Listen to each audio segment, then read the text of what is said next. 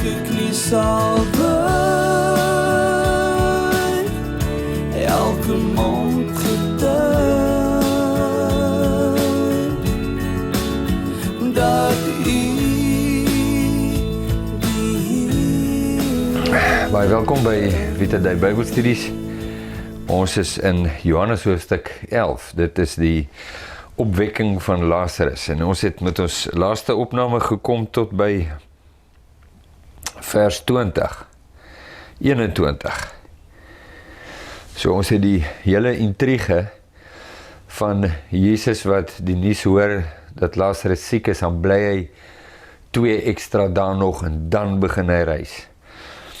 Nou ja, toe hy daar aankom, toe gaan hy nou hoor, of hy het gehoor, vers 17, dat hy al 4 dae dood is. En as hy hier was, as hy hier gewees het, sou my broer nie gesterf het nie. Ja, dit was Martha wat vir Jesus sê, Maria het in die huis bly sit, sy ja, mens kan eintlik sê, dat is nou nie nut vir Jesus nie. Dat is nie nut vir Jesus nie, want die krisis het nou reeds tot volwassenheid gekom en beyond the point of no return. So, daar is nie nut vir Jesus nie. Toe dink ek, as mens dit so sê, nee, dan kan mens baie meer daarmee identifiseer as wat jy aanvanklik gedink het, want daar is sekere situasies waar jy net voel, dit is beyond the point of no return. Dit is nou nie meer nut vir Jesus hier nie. So ons kan Jesus vertrou tot met hierdie oomblik, ons bid, ons vra hom om in te tree, sodat die krisis nie moet gebeur nie. Maar nou het die krisis gebeur, so daar was 'n krisis, maar hy moet nou nie kom daar waar ons weer die krisis heen lei nie.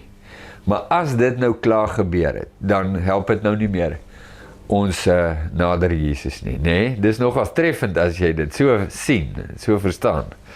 So ja, Maria, dit is nou nie net vir Jesus nie, hulle is baie lief vir hom, maar hulle het hom laat kom, nie omdat hulle vir hom lief is nie, hulle het hom laat kom, omdat hulle weet, hy mag oor siekte het, en hy sou Lazarus kon genees, en nou is Lazarus dood, en dat is nou nie net vir hom nie. So, Martha verwyd hom, sê vir hom, as jy betyds was, dan, as jy hier was, dan sou hy nie gesterf het nie. Nou moet jy kan ons nou dink, jy kan maar gerus jou ore spits, want as jy nie nou in 'n krisis is nie, dan gaan jy nog in krisisse kom. Dis nou maar deel van die lewe, dit is hoe dit is, nee? Dit is onafwendbaar. En hier is iets wat ons kan leer hieruit. Is daar ooit 'n moment waar Jesus nie meer nodig is nie, want dis nou verby is, beyond the point of no return. Maar, sê sy, vers 22, selfs nou weet ek, dat alles wat u van God vra, God u sal gee. Nou, ja, kom ons lees dit 'n bietjie aan, want ek het 'n idee oor haar. Nee, ek nou vir jou sê wat dit is. Jesus sê vir haar, jou broer sal opstaan. Martha antwoord hom, ek weet dat hy sal opstaan in die opstanding in die laaste dag. Goed, so, hier is iets hierso. Martha sê vir hom, ek weet u is van God gestuur. Ek weet u is wie u sê u is, maar sy het nog nie die volle openbaring nie. Nee. So sy sê, okay, so jy was nou nie betyds nie. En my broer is nou dood en daar is nou nie selfde hand te smeer nie. Maar jy is nog steeds wie jy sê jy is. Maar sy dis duidelik, want het gaan nou ontvou. Sy verstaan nie ten volle wie Jesus is nie. So Jesus sê vir haar, jou broer sal opstaan. Sy sê, ja, nee, ek stem absoluut saam, hy sal opstaan. Op die opstandingsdag. Nee, dit is so, hy sal opstaan. En met ander woorde, daar is niks wat ons nou kan doen nie, en dit is nou nie self aan te smeer nie, maar jy is nog steeds gestuur deur God, En jy doen nog steeds die werk van God, en eendag sal hy opstaan, maar weet, dit is nou hoe dit is. Dat is nou niks verder nie. Jesus sê vir haar, ek is die opstanding en die lewe. Wie in my glo, sal lewe, al het hy ook gesterwe. Hierdie is vir my 'n wonderlike ding, 'n uitspraak van Jesus. Jesus sê nie bloot dat hy voorsien die opstanding nie. Hy sê, hy is die opstanding. Dit is 'n baie belangrike ding, want ons het dit al gesê oor ander onderwerpe, soos byvoorbeeld verlossing.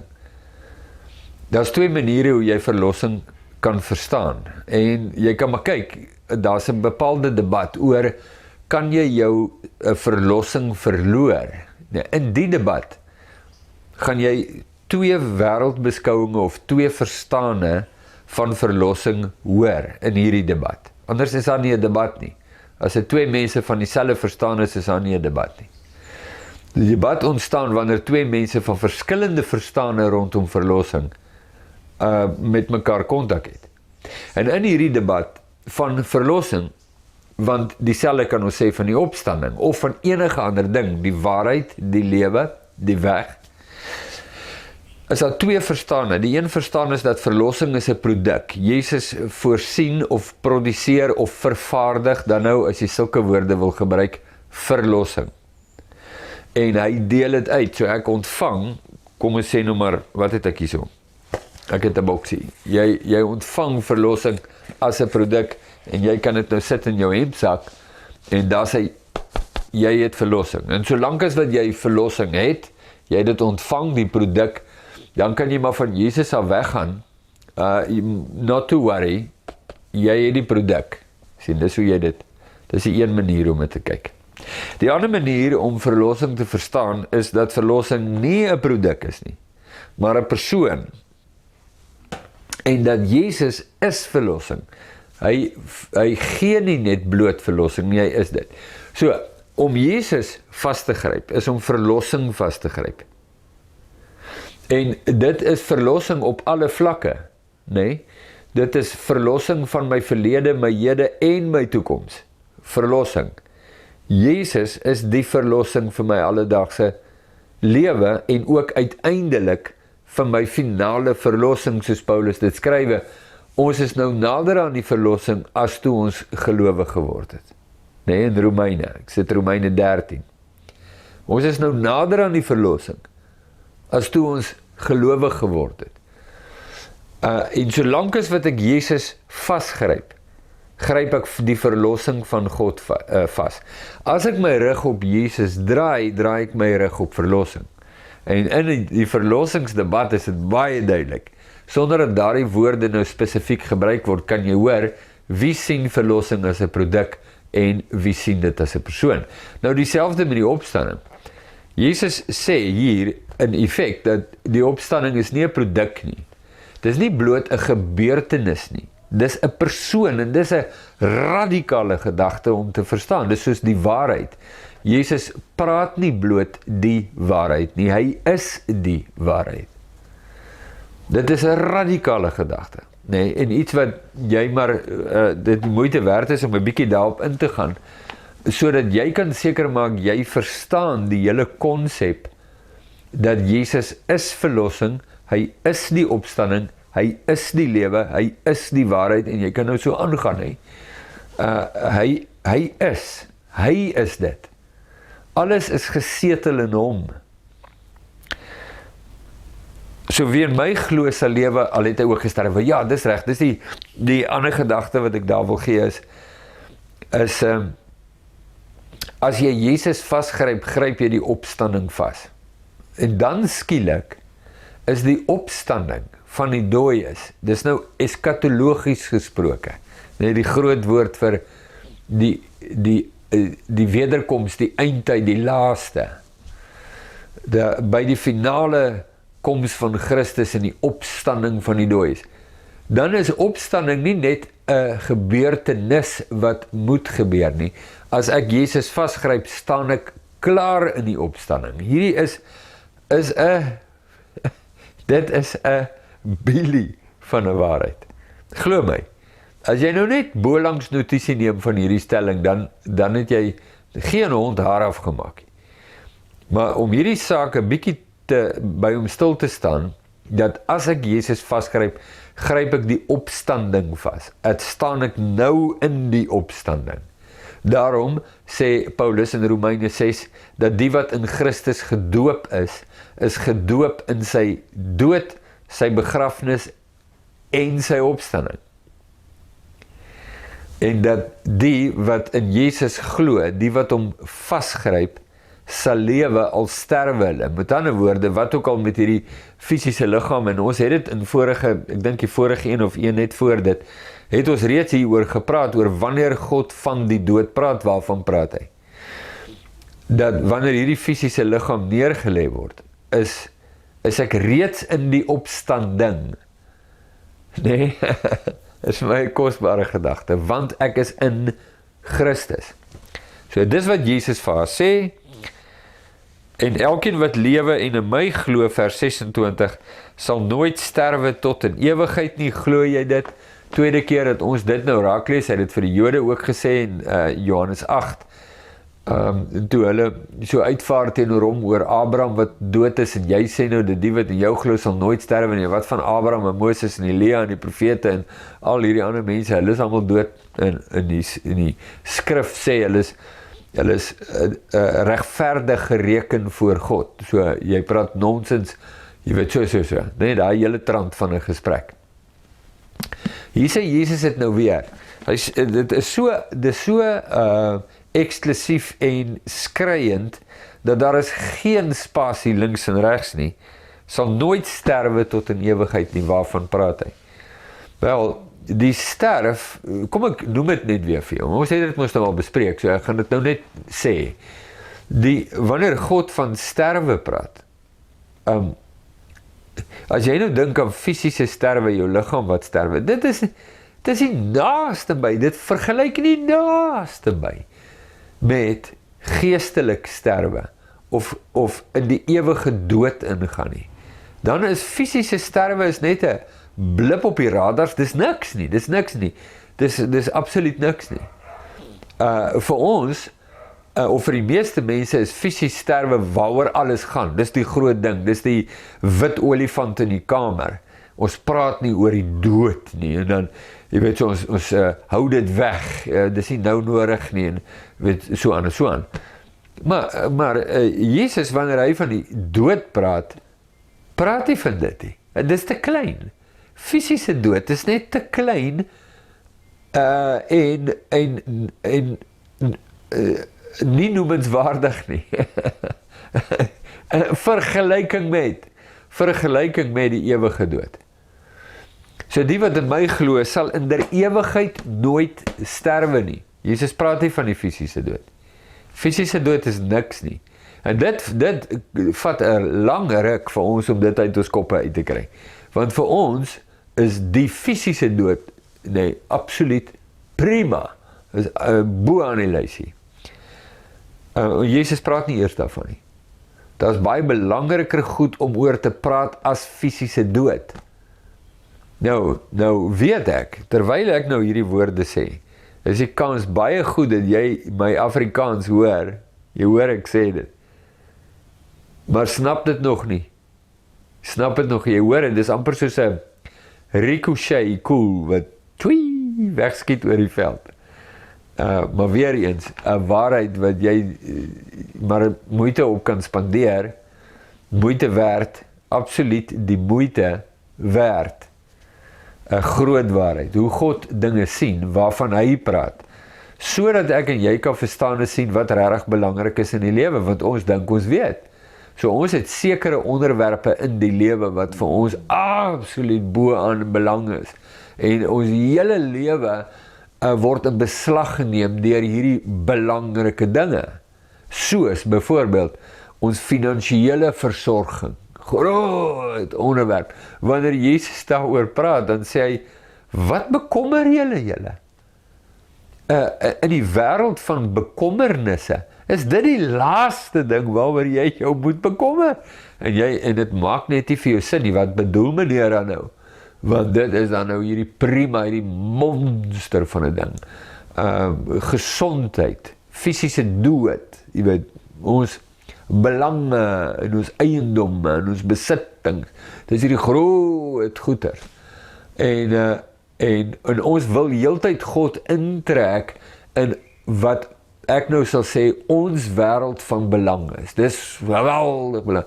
Nou kom Jesus op die toneel, en dan sê hy, luister, niks van hierdie groot vet letters op jou agenda, baie belangrik. Niks van daai goed is belangrik nie. En dis net daar waar ek dink, maar ons het die verkeerde ou in die vergadering. Jy weet, waarvan praat hy? Hierdie is die prima goed van die lewe. Ja, en dan is dit, jy wil hande klap, maar jy kom nie by mekaar uit nie, jy sien.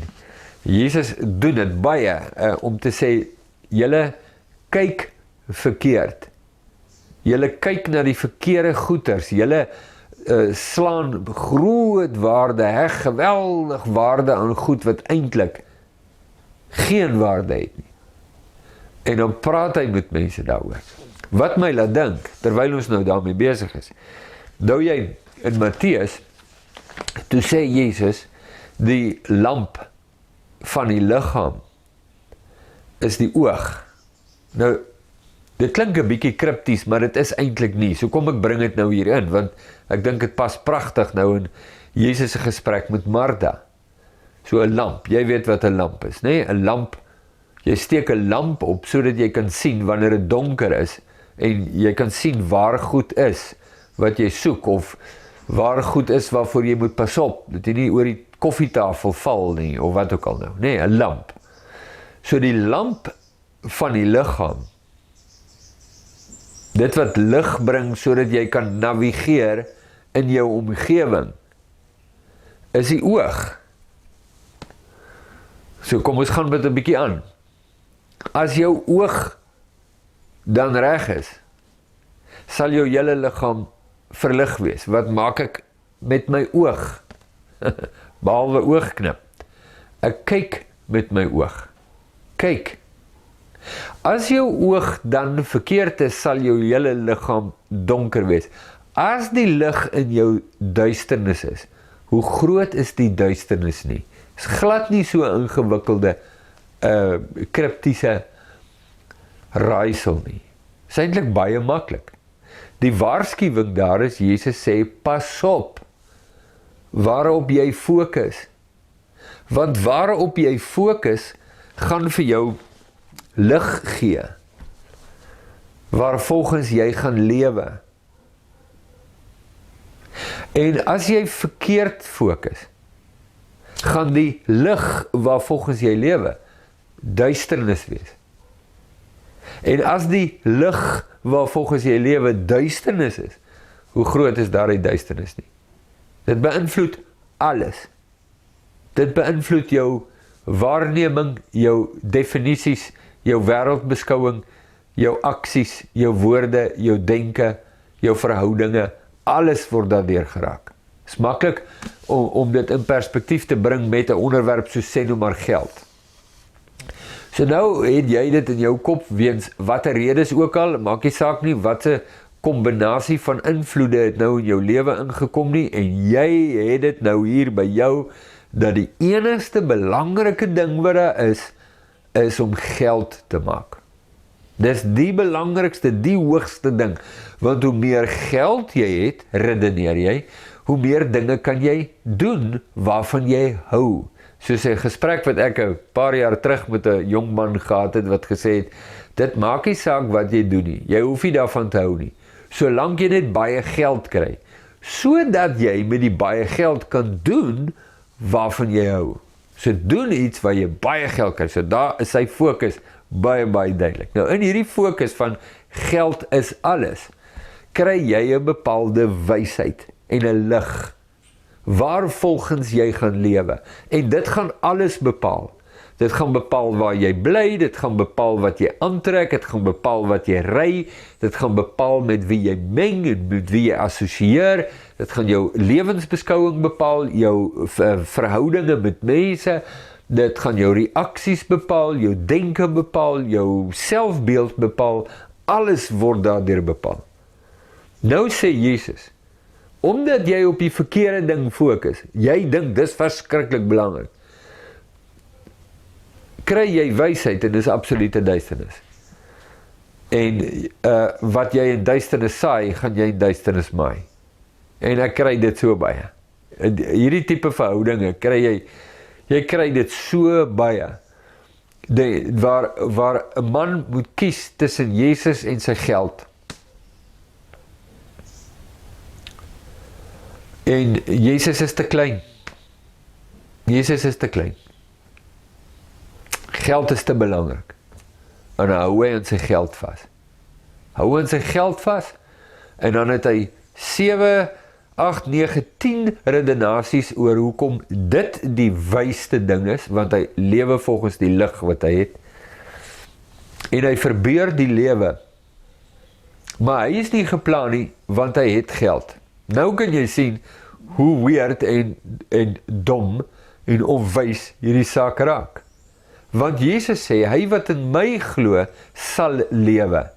Nou het ek 'n ander fokus, ek het 'n ander redder. My redder en my Here is my skatte, my geld, my beleggings, my eiendomme, my rande en my sente. Want dis waar ek my sekuriteit kry dit nie by Jesus nie, ek kry dit by my geld.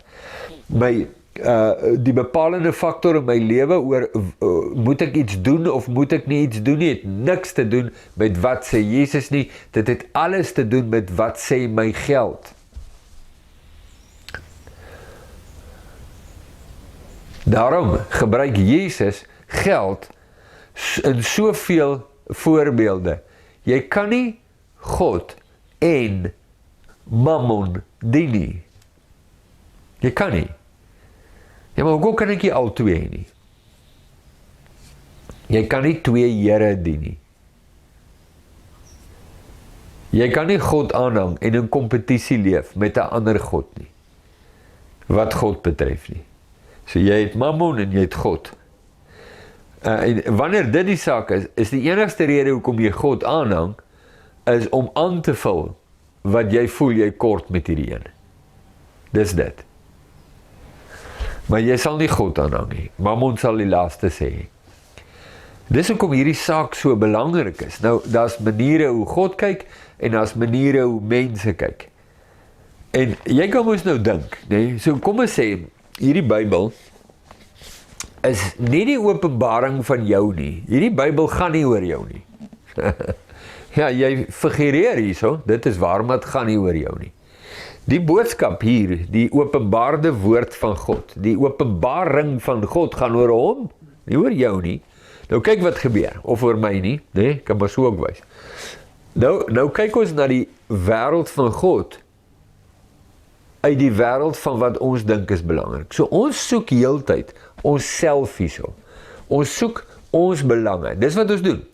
So ons soek nie God nie. Nee. Ons soek die verwesenliking van ons eie lewens. So dit is hoekom ons gunsteling versies het. Ons al versie, is my gunsteling versie.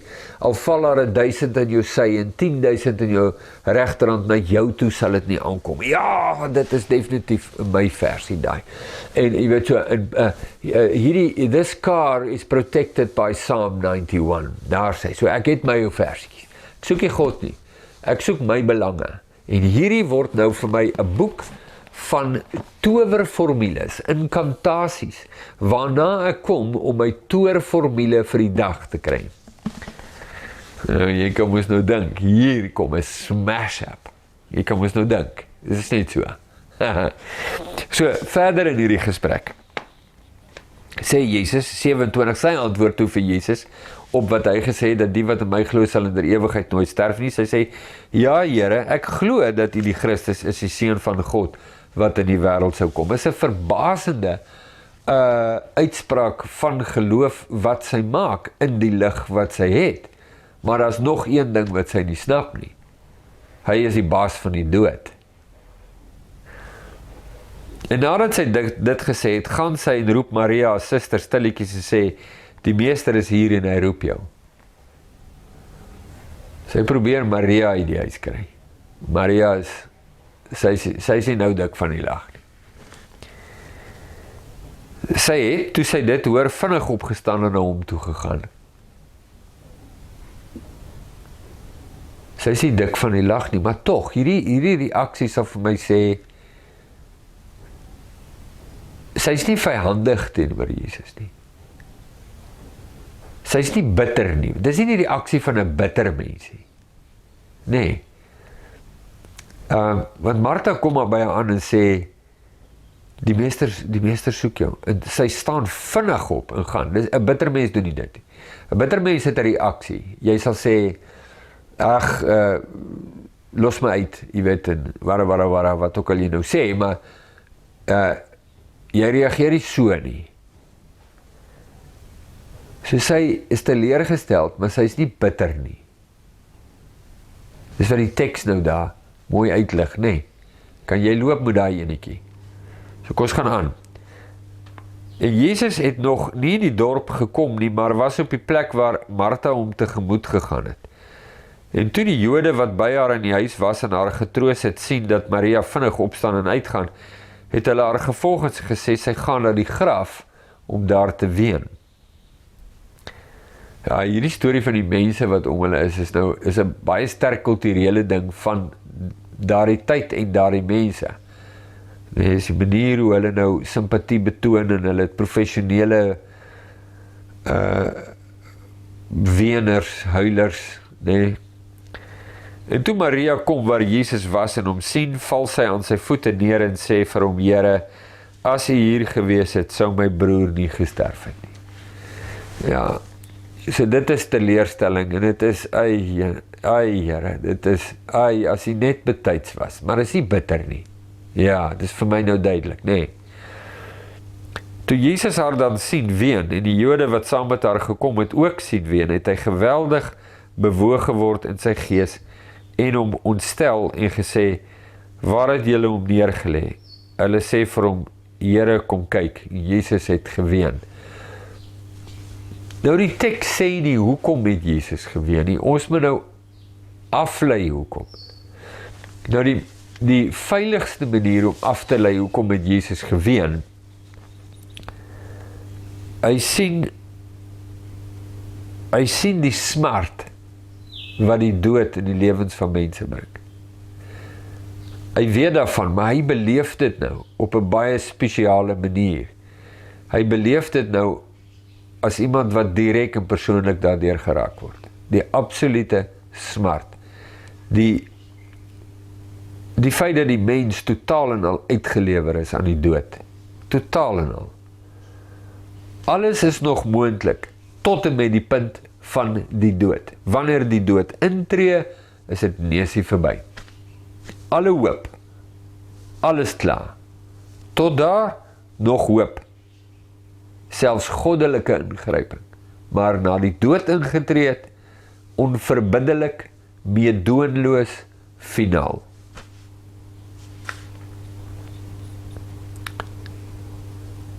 Hy het bewoog geword en in sy gees en hom ontstel. Die smart, wel, dis die eerste ding.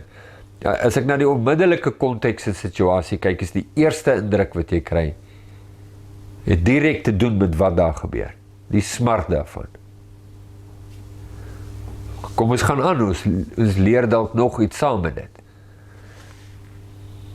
En die Jode sê toe, kyk hoe lief het hy hom gehad. En sommige van hulle sê, kon hy wat die oë van die blinde man geopen het, nie maak dat hierdie man ook nie gesterf het nie. En Jesus het weer in homself geweldig bewoog geword en by die graf gekom en dit was 'n spilonk en 'n steen het daarteen gelê. Ek gaan net lees so daar, derde keer.